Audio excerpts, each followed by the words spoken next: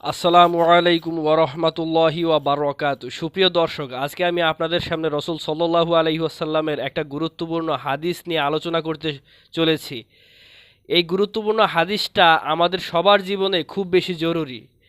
একদা রসুল সাল্লাল্লাহু আলাইহি ওয়াসাল্লামের দরবারে তার এক সাহাবাই কেরাম এসে রসুল সাল্লাল্লাহু আলাইহি ওয়াসাল্লামকে দুজন মহিলার ঘটনা বর্ণনা দিতে লাগলেন।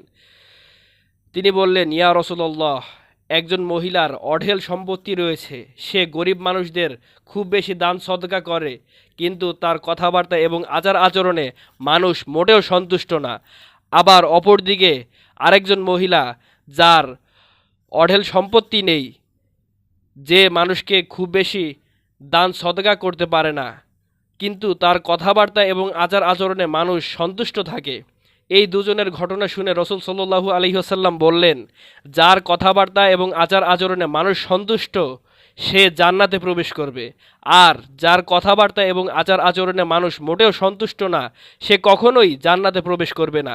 তাই আসুন আমরা নিজেরা মানুষের সাথে খারাপ আচরণ করা বন্ধ করি এবং যারা এই ধরনের গর্হিত কাজ করে তাদেরকেও এই ধরনের খারাপ আচরণ করা থেকে বিরত থাকার জন্য বারণ করি। সুপ্রিয় ভিউয়ার্স, আমার এই ভিডিওটা যদি আপনাদের ভালো লেগে থাকে তাহলে অবশ্যই আপনার পরিচিত মানুষদের সাথে শেয়ার করে দিবেন। ধন্যবাদ সবাইকে। ওয়াসসালামু আলাইকুম ওয়া রাহমাতুল্লাহি ওয়া বারাকাতুহু।